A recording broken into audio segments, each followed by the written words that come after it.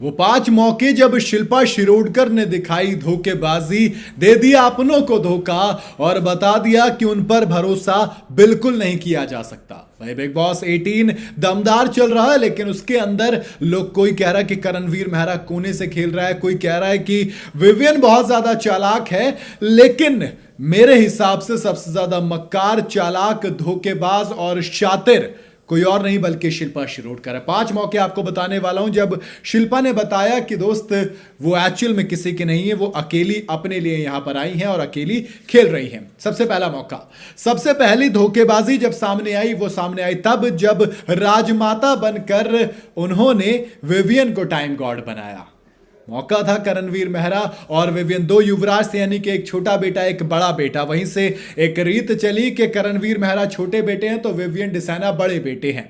सबको पता था, इवन खुद विवियन ने कह दिया था कि इस टास्क का तो कोई मतलब ही नहीं है, जब विवियन और करण में से चुनना होगा तो करण को चुनेंगे ऑफ कोर्स, क्योंकि करणवीर मेहरा विवियन के बहुत ज्यादा क्लोज हैं, उनके दोस्त हैं, बहुत ज्यादा क्लोज मानती हैं, रिश्ता अच्छा है। लेकिन वहां पर सबको चौंकाते हुए वो विवियन को टाइम गॉड बना देती हैं। थोड़ी सी हैरान भरा फैसला होता है, लेकिन वहां से शिल्पा शिरोडकर की इमेज सेट हो जाती है, क्योंकि अब विवियन को उन्होंने टाइम गॉड बनाया। इसका मतलब ये कि विवियन तो उन्हें नॉमिनेट करेंगे नहीं, और करण ठहरे सीधे साधे आदमी, उनके दोस्त, तो करण उस चीज को एक्सेप्ट कर लेंगे। दोस्ती टूटी नहीं, वो अभी भी रहती करणवीर मेहरा के साथ थी, लेकिन पूरा सपोर्ट विवियन को करती थी। विवियन अगर काम नहीं करे तो उसको बताती थी कि भैया तुम काम नहीं कर रहे हो, कोई बात नहीं, तुम टाइम गॉड हो। वो कुछ करने लग जाए तो कहती थी कि अरे तुम क्यों कर रहे हो, टाइम गॉड का काम तो मैनेजमेंट करना होता है, ये तमाम तरह की चीजें। दूसरा, पहले दोस्त को धोखा दिया यानी कि करण को, दूसरा मौका दिया जब श्रुतिका को धोखा दिया। जी हां, श्रुतिका अर्जुन, चुम दरांग, शिल्पा शिरोडकर, करणवीर मेहरा, ये चारों बहुत अच्छे दोस्त हुआ करते थे, जिस तरीके से ईशा, एलिस, अविनाश और विवियन है। अब अमूमन जब इन चारों में यानी कि विवियन वाले ग्रुप में लड़ाई होती है तो उस लड़ाई को सुलझा लिया जाता है, उस लड़ाई को सॉल्व कर लिया जाता है। लेकिन जब श्रुतिका से थोड़ी सी अनबन हुई तो शिल्पा शिरोडकर ने नॉमिनेशन का मौका देखते ही श्रुतिका को नॉमिनेट कर दिया, यानी कि आप लड़ाई सुधारने की जगह उस ग्रुप को तोड़ने पर ज्यादा फोकस कर रही थी, उस ग्रुप को तोड़ने पर ज्यादा काम कर रही थी, जिसका नतीजा यह हुआ कि श्रुतिका अर्जुन उस ग्रुप से बाहर हो गई, तो वो एक ग्रुप को तोड़ दिया। नंबर 3, अब ग्रुप को तोड़ना तो बहुत छोटी सी बात थी, लेकिन बात तो थी करणवीर मेहरा को पहले टाइम गॉड नहीं बनाया था और इस बार तो करणवीर मेहरा को नॉमिनेट कर दिया। दलील दी गई कि मैं कुछ और सोच रही थी, मुझे लगा था कि रजत, दलाल, जो अविनाश, ईशा, एलिस का ग्रुप है, इनको मौका नहीं देगा, लेकिन रजत ने गेम पलट दिया।